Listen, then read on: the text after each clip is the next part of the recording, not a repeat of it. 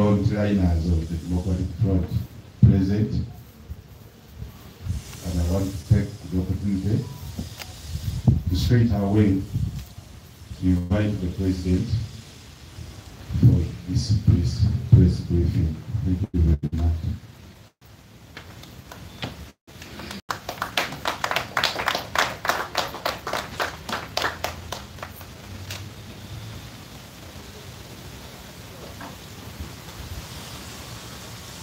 Thank you, my brother, the Honorable Moses Kaswante, Mayor of the organization. The leadership of the DF with me here has been ably introduced and recognized. Members of the fourth estate available this chilly morning. I'd like to warmly welcome you to this presser. The presser has two areas to address. One is a written document which shall release to the country by the first is a brief recap to the country from the President out of his place a week ago. I addressed the country here. We informed you that we would embark on a presidential caravan, traverse the country to check principally on the performance of our candidates and back them up, speak to the communities where they are, but also in general terms, check on the entire electoral process. And I'm here to report to you that the first presidential caravan toward the Greater North, in the areas of West Nile, Acholi, Gamo, and Teso. Teso is the east, northeast. And we successfully visited and spoke to communities. Not in all constituencies where we have candidates, but we sampled the communities. And I'm glad to report that the DF candidates are doing their best to win it for citizens of those communities, albeit numerous challenges. Some are physical in nature, others are physical in nature, including man-made challenges. But I'm glad they are soldiering on, and the world should not be surprised if the DF gets several candidates elected from the Greater North. And I'd like to thank the communities for receiving us warmly. We were received in those communities by cultural institutions, religious leaders, and the community received us well. And we relayed our message of hope, promise, and change for a better Uganda, a message of reforms, a reformed Uganda, a country that desires a new consensus, a message of peace amidst suspicion, amidst acrimony, amidst all sorts of contradictions that arise during elections. And we were able to make it back safely. We discovered that the elections in the Greater North and part of the Northeast are littered with challenges. And because of the poverty in the country, there's a lot of bribery going on from voters, and our not so wealthy candidates are suffering from a lot of potential, disenfranchisement of their would-be supporters by cash being doled out. We wondered supervise and follow up the conduct of elections in the countryside. That challenge needs to be followed up, and political parties must get interested in how elections are being conducted.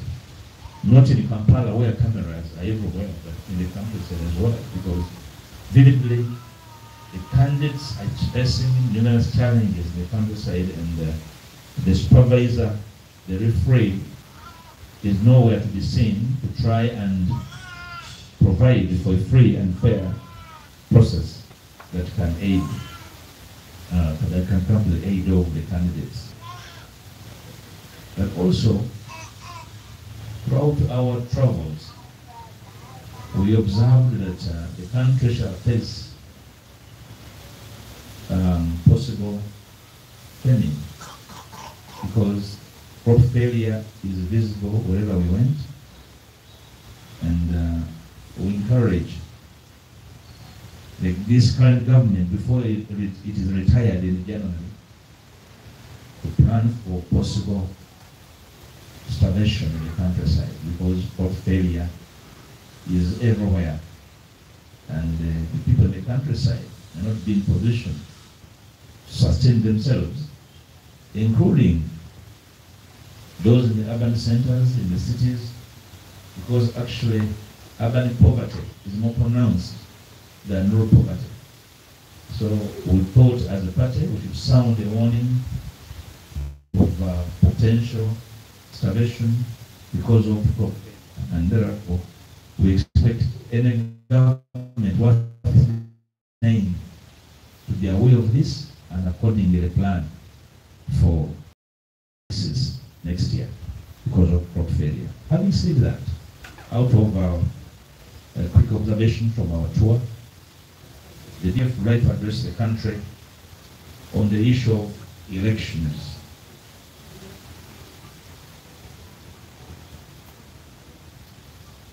As Uganda approaches the pivotal general elections scheduled for January 15, 2026,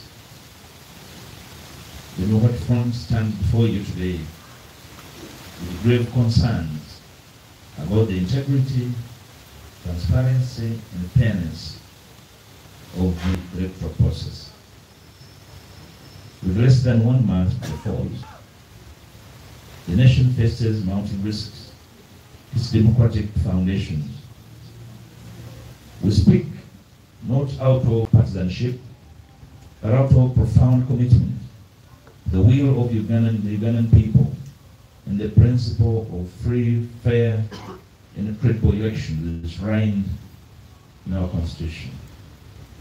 Our primary alarm centers on the introduction of new biometric voter verification kits, commonly known as BVVKs, for voter identification on polling day. While technology can enhance electoral integrity when properly implemented, the rollout of these machines has been shrouded in unacceptable opacity. The procurement process was conducted in secrecy with no independent audit by Parliament, political parties, or even candidates, the various stakeholders whose participation defines the democratic election. To date, the Electoral Commission has failed to disclose critical details.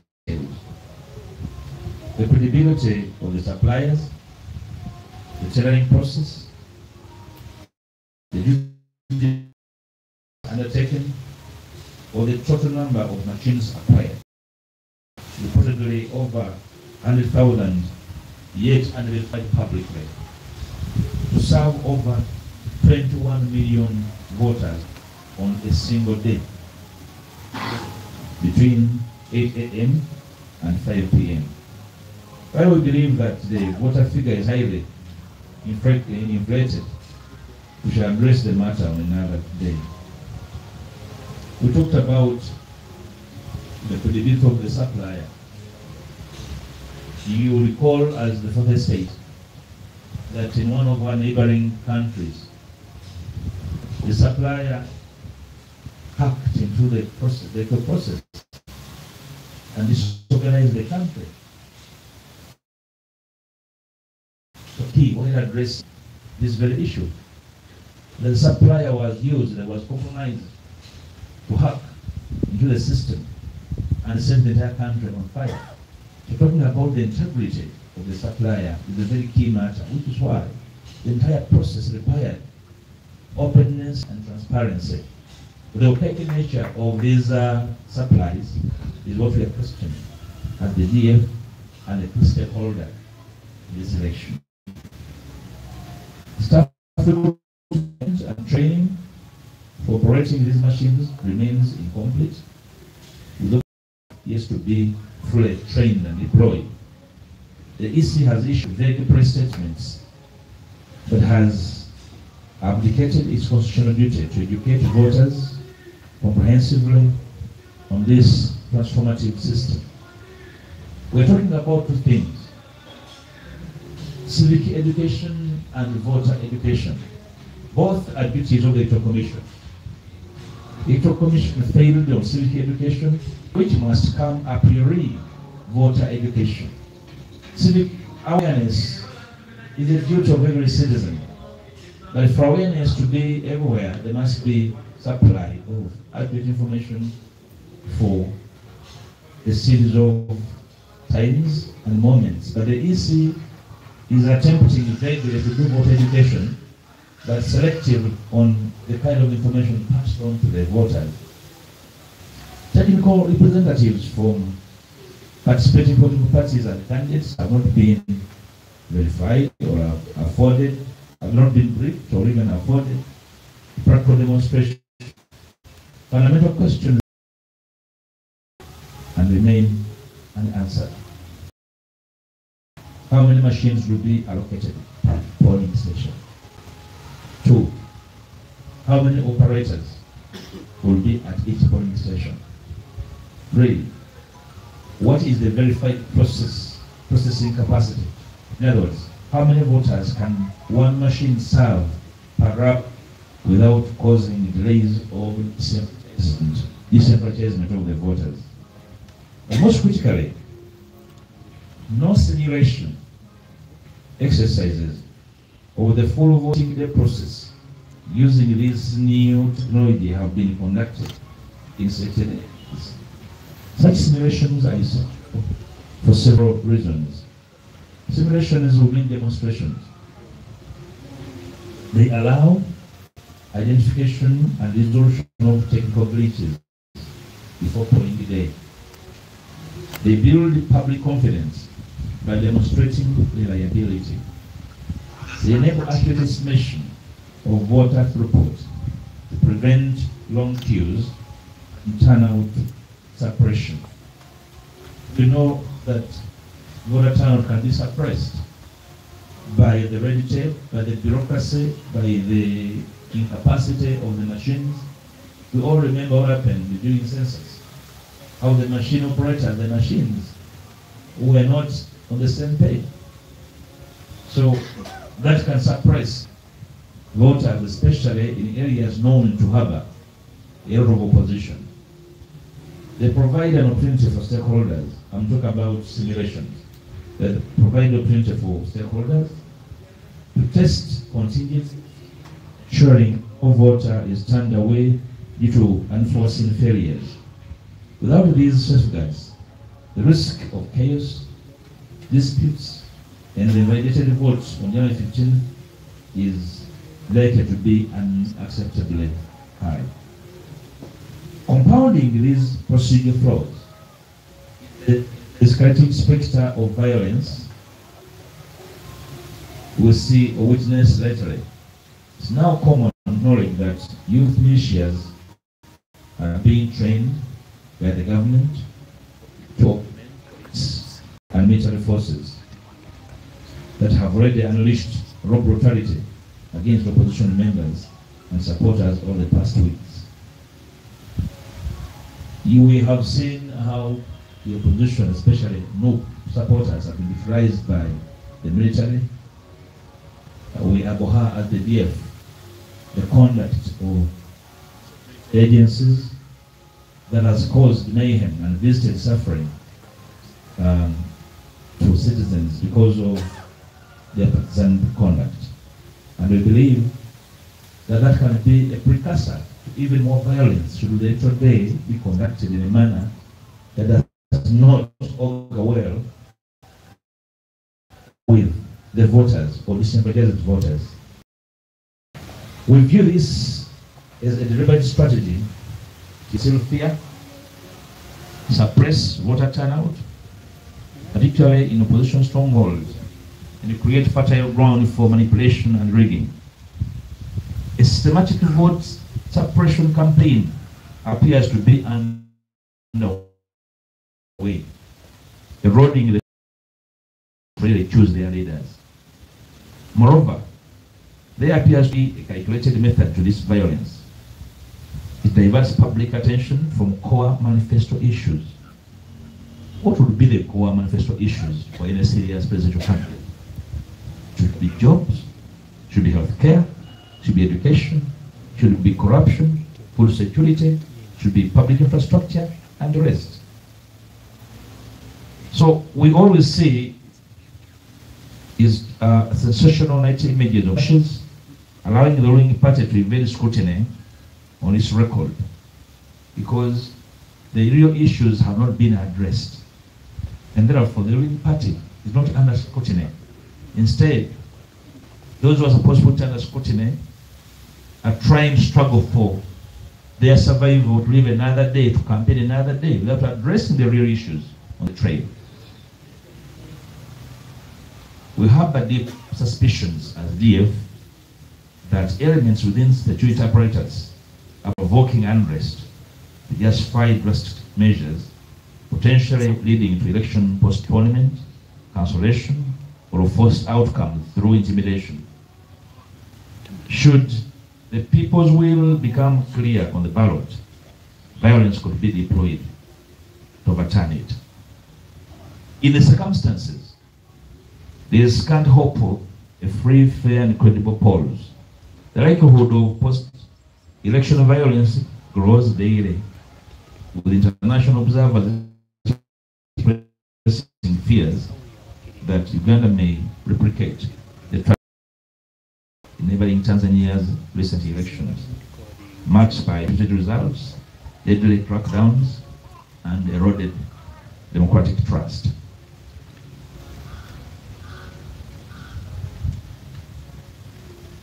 To salvage what remains of its credibility and avert a possible national crisis, the DF urgently calls out the Independent Electoral Commission the following questions without any further delay. 1. What specific law enabled the mandatory use of biometric voter verification machines? And how does it align with existing electoral laws?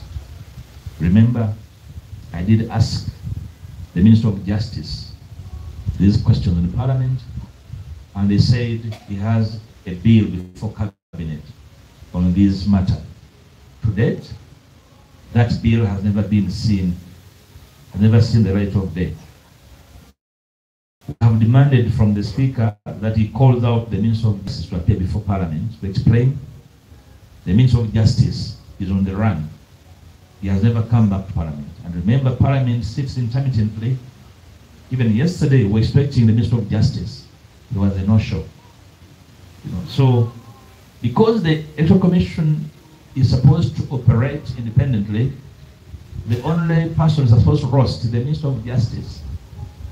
Under whose jurisdiction, the Electoral Commission is overseen in some way, not directed, but it can report to the conduct and behavior of the Electoral Commission. 2, where were the machines procured from? Through what tendering process? Independent due diligence was conducted before awarding the contract. And on this, we even add, what are the inputs in the machines? What four sort of applications are there and who agreed on them without the participation of the stakeholders? So whereas we agree that the EC acts independently, but it's not supposed to walk Ugandans into the dark, because the exercise is pretended over, has stakeholders who must be consulted at every stage, because they are the ones who speak for Ugandans for various political persuasions. 3, precisely how many machines were acquired, and what is the verified hourly voter processing capacity per machine at scale. So what would happen? Machine operates below capacity. What is the processing time? So what happens if a machine goes to sleep because it was programmed to do so? So these questions need to be answered with very clear answers, without any sort of vagueness, because that's what will be the risk for chaos at polling stations. In the event of machine failure, a real possibility with technology as we know it, what remedies are available to the presiding officer? So will the presiding officer take flight if the machine closes? What alternative verification of voting method will be permitted to ensure no eligible voter is disenfranchised and to avoid the problem of multiple voting that has been common with the previous electoral cycles? You recollect that the DF almost a year ago warned about this possibility, and that's why we're demanding for transparency in how the register is being raised and is being formulated. And when you hear that you shall have to register a biometric and then the hard copy, that's the risk for multiple voting that the case has been throughout our previous electoral cycles. The Ugandan people demand these answers. The EC must provide them promptly in all major regional languages. It is part of its voter education mandate. Transparency now is the only path to peace and legitimacy. The Democratic Front reaffirms our unwavering commitment for peace, democratic change, and the rule of law. We call on Ugandans to remain vigilant, united, and resolute in defending our vote. We urge security forces to uphold the law of impartiality and protect, not intimidate citizens. To the international community, bear witness and stand with the Ugandan people in demanding for accountability. Now that it is in open doubt that the EC in its informality lacks the capacity to deliver a free and fair election even this time, as we escort the proverbial butcher to the slaughterhouse, let the EC, with the same informality, initiate a process to salvage the situation. Ugandans deserve better. A credible election is possible if the EC acts with urgency and independence. Thank you for your kind attention.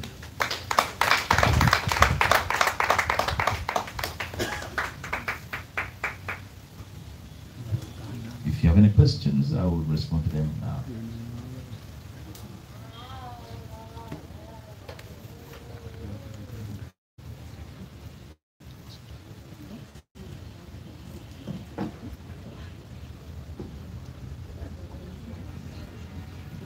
If you have questions, if you don't, the President will translate, beginning with Nyankole and Rukiga, ending with Uganda.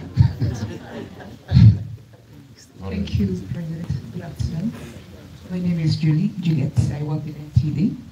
The Electoral Commission came out recently and they say that they're going to be deploying 2 machines per polling station. How many do you think there would be? And then I would like to know, has the Democratic Front finally made up their mind on the candidate, presidential candidates they are going to back ahead of the polls next year? Thank you. My name is Raymond Tamale from NTV. You said to survey the situation, the Electoral Commission has to come out and paint a good picture to the Ugandans who are going to vote that things will be better. As DF, I want to get it from you. Do you believe we should go back to the old system where people line up? Because reading on the Parliament Watch, it says for the biometric machine to be working, Parliament has to approve some regulations which have not been put in place. So if EC goes ahead and has opened up the election to the biometric machine, are they liable to be sued? Because I understand you're a lawyer. And then also, to study the situation, do you think we should go back to the old system where people line up? And then many candidates right now are having questions about how the electoral is conducting its work. It's conducting its work, starting. How sure are you as DF that you get the fence that you want to come politics? Let me answer those two first. My sister, 2 machines per polling station, that is part of the problem. Operating by framework, different polling stations have different numbers. The whole idea of one suit fits all is part of the problem. That's why we are asking them to explain what is the criterion used to say 2 machines per polling station. Do they have the same numbers? I am in Parliament. Some colleagues in Parliament got 4,000 votes, and their constituencies have less than 15,000 votes. 15,000 is 1 parish in Masaka City. So if you deploy 2 machines at a polling station in Imukude, one of the villages that has 6,000 voters, 1 village, it's a risk for disenfranchising those voters on polling day. This is the question for which we are demanding for answers. Then secondly, the issue of president, if you had a resolution, it would have been part of my address. Now my brother, on the issue of suing the EC, you don't have to be a lawyer to sue the EC. Every citizen feeling, undone and shortchanged has the liberty, should have the liberty to go to court. At the moment, we're saying it's actually late, but we can mend a few things, especially with the technology. For instance, what has stopped the EC from addressing these matters with political parties? Is it late for them? Is it late for them to go to Nyendo Market and cut off a demonstration? What has stopped the minister from bringing regulations? Those are the issues they were raising concern over, and the whole idea of whether we shall be